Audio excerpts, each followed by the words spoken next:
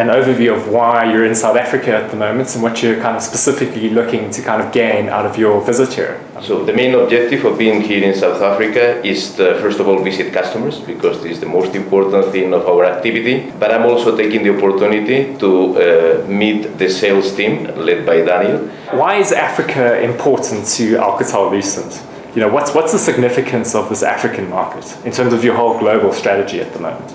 We are a global supplier, global in two aspects. The first one is global in geographies. We are serving all the world. And the beauty of it is that we understand the dynamics of all the different markets, which are different. Every economy, not only in this industry, in many industries, everyone is in different position in the life cycle of the economy. And in particular, Africa for us is a very exciting geography because of their dynamics, their situation and their growth, and their challenges, which are significant, but also is a refreshing view when you're coming from what I would call a stable or saturated markets like Europe. Coming to Africa, I'm seeing the dynamics of the economy, the ambitions of the different operators here are the plans. We are very excited to help them. And because of our breadth of the portfolio, we can provide to them all sorts of solutions. And this is very, very encouraging. You know, I mean, obviously last year was quite a busy year for Alcatel-Lucent in Africa. I mean, you guys partnered with Etisalat, I believe, to build 350 mobile towers there. You've also helped, roll out 4G in countries like Tanzania. And you're also, I believe, involved in a 600-kilometer fiber network in Ghana. If you can maybe just give me an update on some of those projects and what other projects you have in the pipeline, in terms of your other African markets. First of all, as you are saying, we are covering different segments in this industry. Some of the projects you are mentioning relate to broadband and broadband in the access. One of the important things of Africa compared to the rest of the world, because of their situation, which normally legacy is sometimes good, having a good history, a good situation, but in a number of cases a burden for the future. If you take the traditional operators in other geographies, Europe or United States, because of their legacy and their previous investments, this is creating a kind of difficulties in introducing the new technologies because they need to capitalize and to have the payback in the previous one to introduce the new ones. What is happening in Africa is that in a number of cases a greenfield, and many of the operators are embracing the new technologies, either 4G or the best fixed access, wireless access. So they are really taking advantage of these new technologies and providing in a number of cases services that today the Europeans, they are still not enjoying. This is very exciting. And we are helping not only the local players like Etisalat, we are working with Airtel, doing the backbone, with Smile, developing 4G, LTE in a number of African countries. We are helping Telkom with the fixed access here in South Africa. Very exciting projects. When you do this in the access, what you are creating is a significant need of backbone. You need the backhaul and the core capacity to increase because the subscribers will start using much more bandwidth.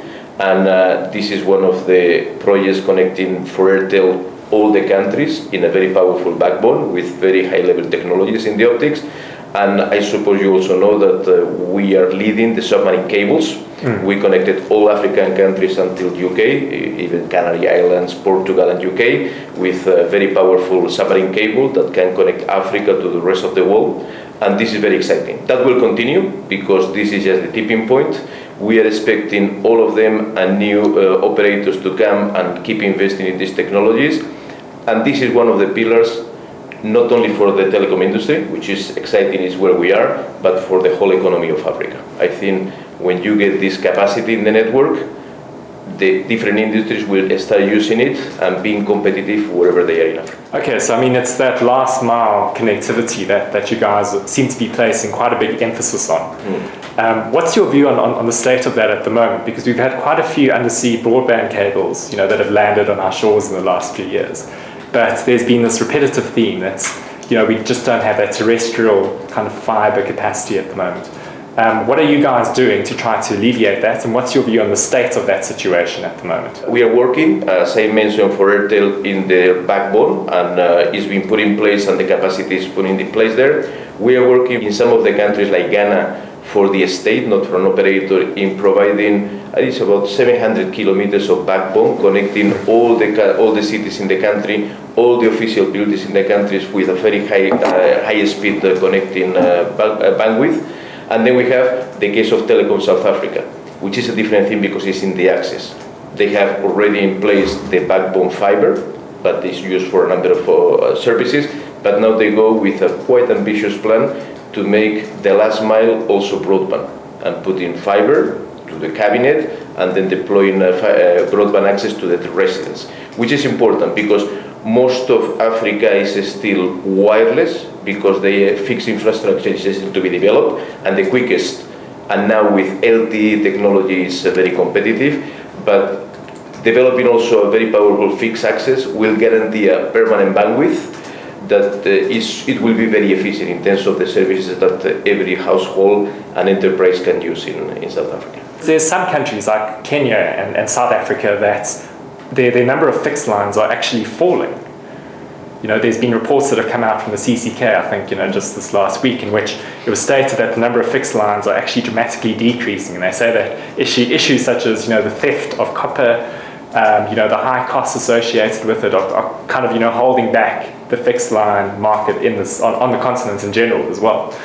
So what's your take on that? When you mentioned that the number of fixed lines is decreasing, it's fixed lines that are basically used for voice only. Because, for example, in Kenya, you don't have a lot of broadband that is fixed broadband. Hence, mobile becomes a very strong competitor to a fixed line used for voice. Yes. But we have seen it in many other places. As soon as operators start using the copper that they have for more than just voice and put broadband on it, this is actually a tool for them to retain the customers and add some much bigger value to the fixed line. And actually, this will in many cases not only help their business case to get much more value out of what they have installed, but also to retain and keep customers by providing value that is superior. The overall case is when you introduce wireless broadband, you may see this effect in fixed, because the extent of coverage of fixed takes some time.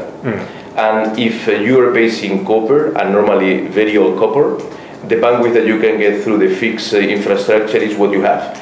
But now if operators are deploying either 3G or LTE, the coverage is immediately you cover a neighborhood, and everybody can enjoy a bandwidth immediately.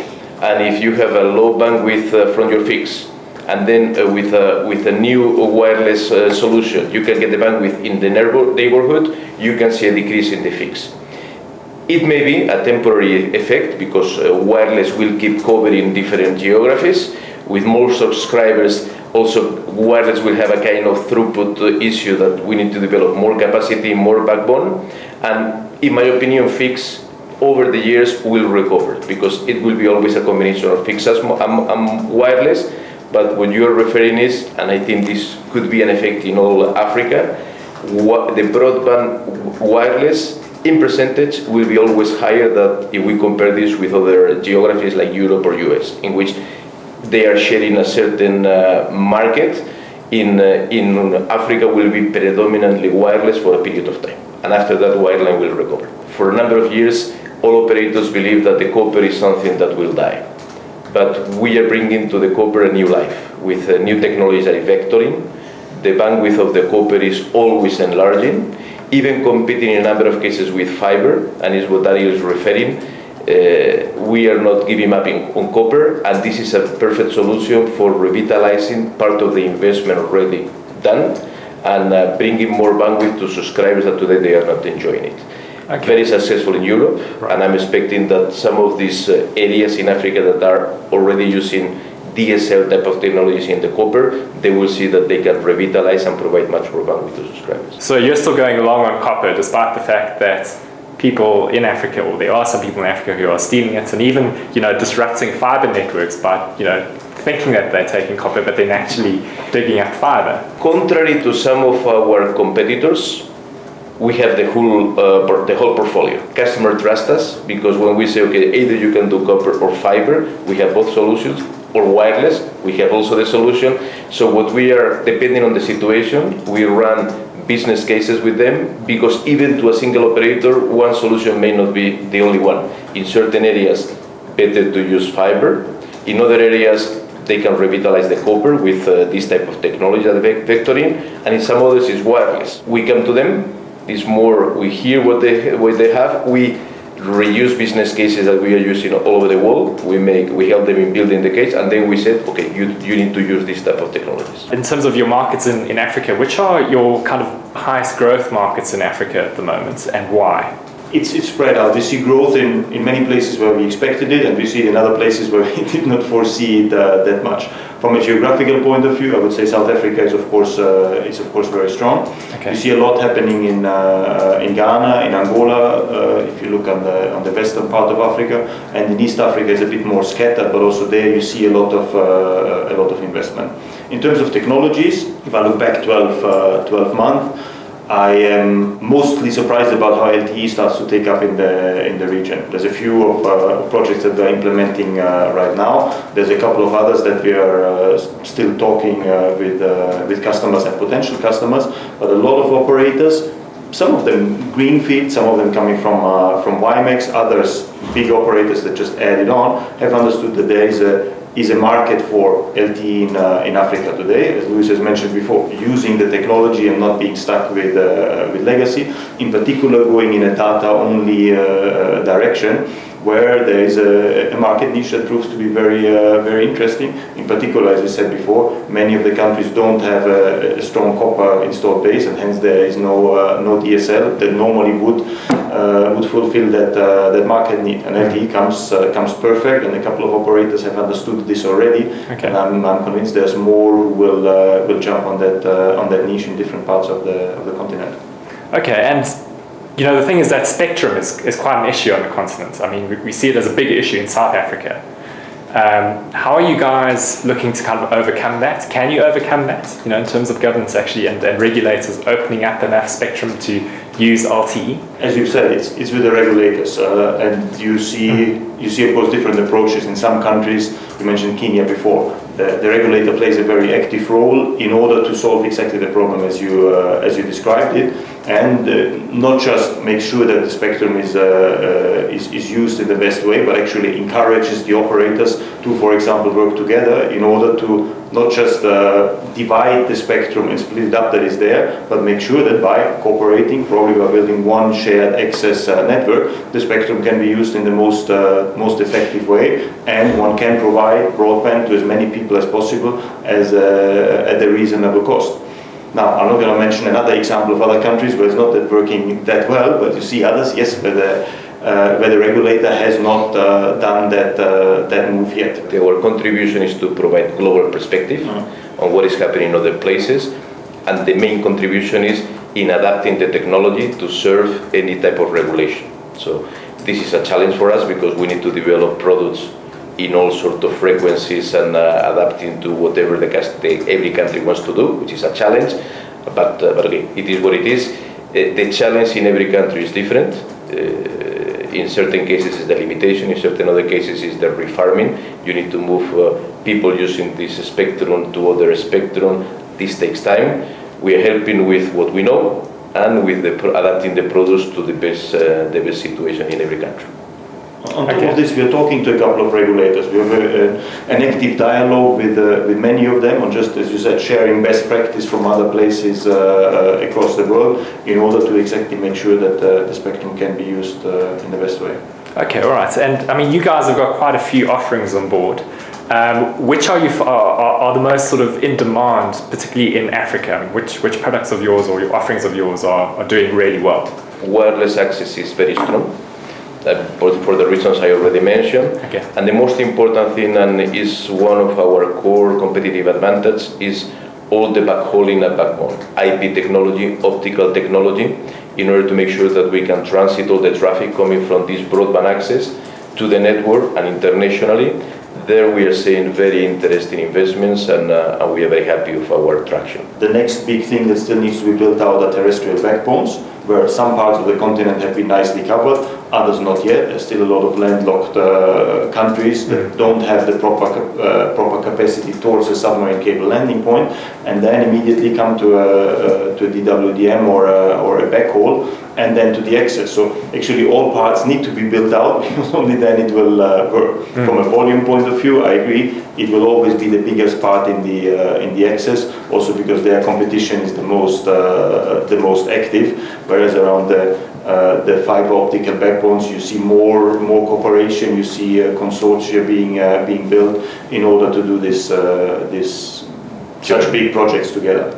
Okay, and what's your plan for 2013 in terms of growing your market base in Africa? We have had serious growth from 2011 to 2012, basically in all parts of business in Africa, and we see this continuing in 2013.